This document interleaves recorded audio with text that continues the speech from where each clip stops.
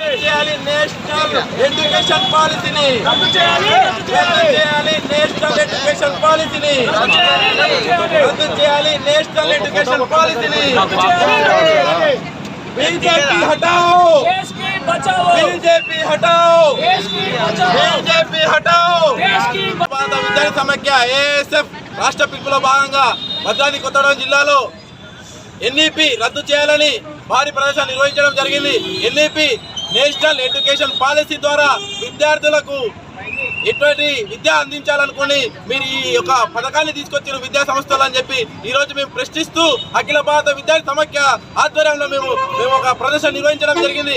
ఏదైతే విద్యా చట్టంలో పేదవాడికి ఎస్సీ ఎస్టీ బీసీ మైనార్టీలకు విద్యని అందనీయకుండా ఈ యొక్క కేంద్ర ప్రభుత్వము కుట్రపూరితంగా ఈ యొక్క చట్టాన్ని తీసుకొస్తుందని మా యొక్క నిర్ణయం.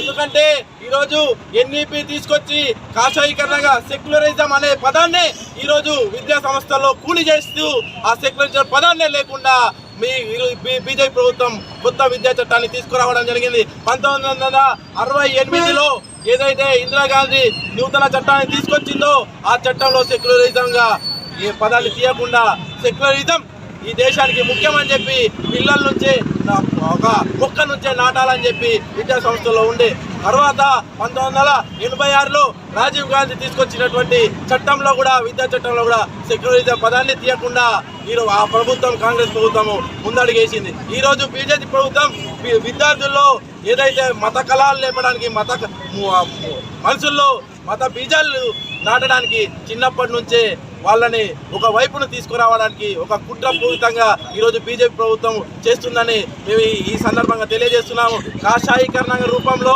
ఈ దేశాన్ని మార్చడానికి చూస్తే మేము సహించము.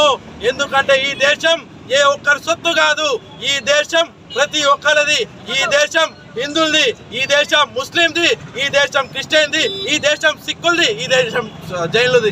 ఎందుకంటే బ్రిటిష్ పరిపాలనపై అనేక పోరాట త్యాగాలు చేసినటువంటి ప్రతి ఒక్కరు ఉన్నారు కాబట్టి ఈ దేశం సెక్యులరిజంగా ఉండాలి.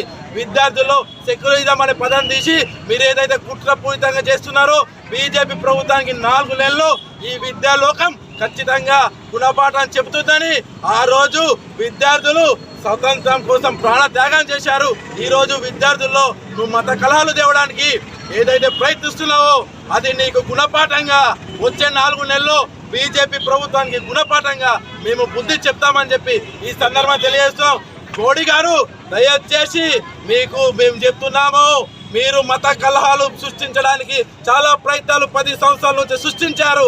ఇప్పటి నుంచైనా మానుకోండి. మానుకోకపోతే మీకు తగిన గుణపాఠం చెప్తాం. మీకు అమిత్ షాకి తగిన గుణపాఠం చెప్తాం. మేము ఈ వచ్చే సంవత్సరం జనవరి 12న పార్లమెంట్ మార్చి పెట్టాం. పార్లమెంట్ ముట్టడి పెడతాం. అదేవిధంగా మీరు మారకపోతే మీ మెడలు దించడానికి మీ ఇళ్లలో కూడా ముట్టడి పెడతాం. ఏది జరిగినా సరే, ఎంతటి త్యాగానికైనా సరే మేము ముందుండి అఖిల భారత సంఘంగా ముందుండి ఈ ఎన్ఈపీని రద్దు చేసేంత వరకు మేము పోరాడతామని చెప్పి ఈ సందర్భంగా తెలియజేస్తున్నాము.